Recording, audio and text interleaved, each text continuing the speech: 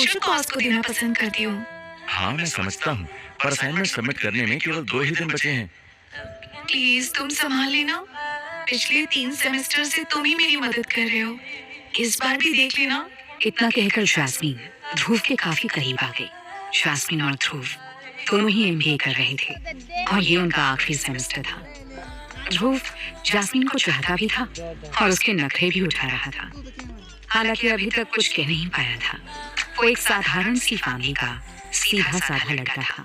वहीं जास्मीन बेहद खूबसूरत, अलहड़ और लापरवाह थी, जिसे जास्मीन के नाजुक हाथों का टच ध्रुव को अच्छा लग रहा था।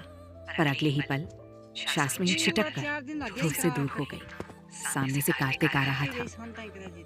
हाय कार्तिक, कैसे हो? जास्मीन ने कार्तिक को ग्रीट किया। कार्तिक हमेशा ही गलत वक्त पर आ जाता है और ध्रुव को इस बात से भी नफरत थी कि जास्मीन इस कार्तिक जैसे लड़की को इतना भाव क्यों देती है। ध्रुव ने कई बार नोटिस किया है कि कार्तिक के आते ही जास्मीन ध्रुव से थोड़ी दूरी बना लेती है। कार्तिक ध्रुव की क्लास में ही पढ़ता था, लेकिन ध्रुव और कार्तिक दोस्त नहीं थे। कार्तिक एक रिच फैमिली का निहायती बिगड़ा हुआ लड़का था और कॉलेज के सारे मवाली लड़कों का लीडर भी। कार्तिक और ध्रुव के बीच कोई बात नहीं हुई और आधे मिनट में जास्मीन कार्तिक को विदा कर ध्रुव से बोली, ध्रुव चलो, तुम प्लीज संभाल लेना, मुझे जाना है, बाय। ध्रुव बस मुस्कुराकर रह गया। ध्रुव पूरा दिन अपने और जास्मीन के असाइनमेंट पूरे करने में लगा हुआ था। शाम को जास्मीन के असाइनमेंट सेंड करने के बाद उसके मोबाइल पर एक मैसेज आया। ध्रुव ने देखा, मैसेज एक पेड पॉर्न साइट से आया था। किसी ने ध्रुव के नाम पर एक एंट्री पास खरीदा था। ध्रुव की कुछ समझ में नहीं आ रहा था।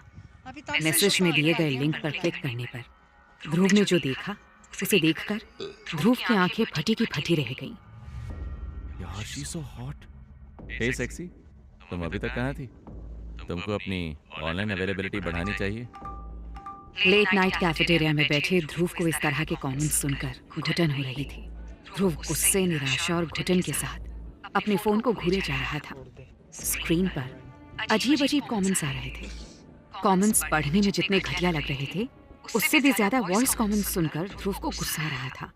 कैफेटेरिया के एक वेटर ने ध्रुव को काफी देर से इतना सीरियस बैठे देखा तो उसने ध्रुव से पूछ ही लिया, सर आपको कुछ चाहिए? वेटर के आने से ध्रुव को कुछ होश आया, लेकिन ध्रुव ने कुछ भी जवाब नहीं दिया। वेटर कुछ सेकंड्स इंतजार करके चलता बना। तुम्हें क्या समझता था और तुम क्या निकली जास्मिन? तो ये था तुम्हारा सोशल वर्क? पिछले 2 सालों से तुम सिर्फ मुझे यूज कर रही थी। ध्रुव टूट चुका था। शाम को मोबाइल पर आए लिंक खोलते ही ध्रुव को बहुत बड़ा शॉक तब लगा जब उसने देखा कि उसकी गर्लफ्रेंड जास्मिन अपने स्ट्रिप शो का प्रमोशन कर रही थी और जो आवाजें ध्रुव के कानों में पड़ रही थी वो उन व्यूअर्स की थी जो जास्मिन के परफॉर्मेंस को लाइव देख रहे थे। ध्रुव जानता था कि स्क्रीन पर जास्मिन को एक एक कर अपने कपड़े उतारते देख रहे लोगों के मन में क्या चल रहा होगा और इस बात से ध्रुव को और भी ज्यादा घुटन हो रही थी। ध्रुव इतने शॉक में था कि उसे कुछ भी समझ में नहीं आ रहा था। वो बस यही सोच रहा था कि जिसे उसने इतना चाहा वो लड़की उसके साथ ऐसा कैसे कर सकती थी। ध्रुव के सवालों के जवाब सिर्फ जास्मिन ही दे सकती थी, लेकिन इससे पहले कि ध्रुव जास्मिन को फोन करता, किसी अननोन नंबर से ध्रुव को फोन आया। हेलो, ध्रुव ने कहा, पर दूसरी तरफ से किसी के हंसने की आवाज सुनाई दी। तो ध्रुव, कैसा लगा आज का show? I hope you had a great time. इतना कहकर उस शख्स ने फोन काट दिया। तभी ध्रुव की नजर स्क्रीन पर चल रहे वीडियो पर पड़ी, जिसे देखकर वो दंग रह गया। उसका चेहरा गुस्से से लाल हो गया था। ओह, तो ये है तुम्हारा खेल कार्तिक। ध्रुव ने कभी सोचा तक नहीं था कि जास्मिन इस तरह की लड़की होगी। ध्रुव शॉक्ड था।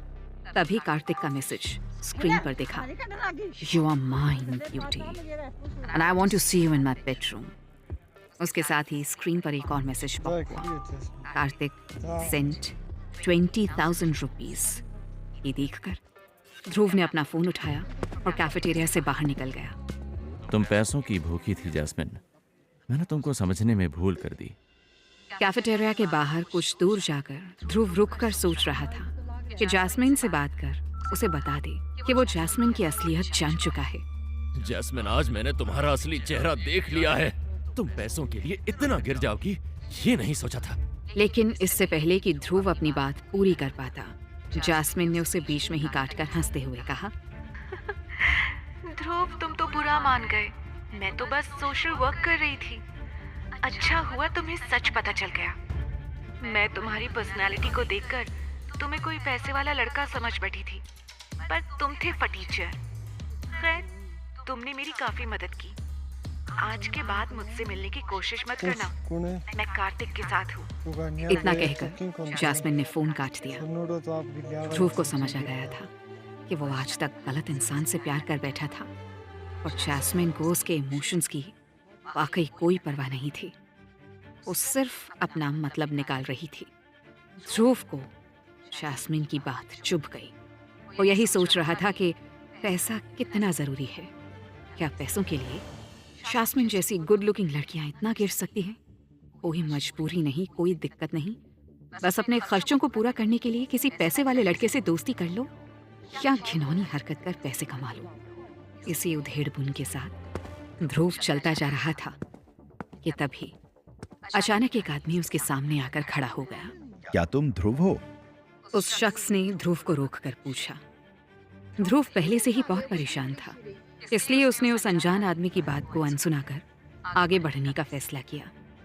ध्रुव को ऐसे चुपचाप जाता देखकर उस शख्स ने पीछे से कहा, मुझे तुम्हारे पापा ने भेजा है ध्रुव। लेकिन जब ध्रुव ने उसका कोई जवाब नहीं दिया तो वो आदमी आगे से बोला, क्या तुम उनके बारे में कुछ जानना नहीं चाहोगे ध्रुव? पापा? ये शब्द सुनते ही ध्रुव थोड़ा ठिठक गया। उसके पापा बचपन में मर चुके थे। माँ ने बताया था कि उसके पापा के मरने के बाद वो नाना नानी के पास वापस आ गई थी। ये सुनकर ध्रुव उस आदमी की तरफ देखकर बोला, मेरे साथ खेलना बंद करो। मैं वैसे ही बहुत परेशान हूँ। मेरे पापा इस दुनिया में नहीं हैं और मुझे उनके बारे में कुछ नहीं जानना। क्या हम 2 मिनट बात कर सकते हैं? उस शख्स ने बहुत शराफत से पूछा। बोलो। ध्रुव ने झिड़कते हुए जवाब दिया, मेरा नाम निहाल है। मैं तुम्हारे पापा का खास हूँ। मुझे नहीं पता कि तुम्हें तुम्हारे पापा के बारे में क्या बताया गया है, पर उन्होंने मुझे तुम्हारे पास भेजा है। निहाल ने उसे समझाते हुए कहा। ध्रुव ने निहाल को देखा। इस शख्स को उसने पहले कभी नहीं देखा था। अब ध्रुव को याद आया कि पिछले कुछ दिनों से कुछ लोग उससे बार बार टकरा रहे थे। यानी ये लोग काफी दिनों से मुझ पर नजर रख रहे हैं। ध्रुव ने मन ही मन कहा, देखो, मुझे तुम लोगों की बातों पर कोई विश्वास नहीं है और प्लीज मेरा पीछे छोड़ो। मैं वैसे भी बहुत परेशान हूँ। ध्रुव को इन लोगों की बातों से किसी साजिश की बू आ रही थी। वो जल्दी से जल्दी इन लोगों से अपना पीछा छुड़ाकर निकल जाना चाहता था। हमें पता है तुम क्यों परेशान हो। इतना कहकर उस शख्स ने कुछ ही दूरी पर कार में बैठे अपने साथी को इशारा किया और तुरंत ध्रुव के मोबाइल पर एक मैसेज आया। INR 10 crore credited on your account number 322317। Message देखकर ध्रुव हैरान था। उसने इतनी बड़ी रकम केवल अपने सपनों में ही देखी थी। सही कहें तो वो अभी भी जीरो गिनने की कोशिश कर रहा था। ये कोई नई साजिश थी या ध्रुव की जिंदगी कोई नया खेल खेल रही थी? आखिर कौन थे ये लोग? क्या चाहते थे? और ये पैसे उसे किसने भेजे थे?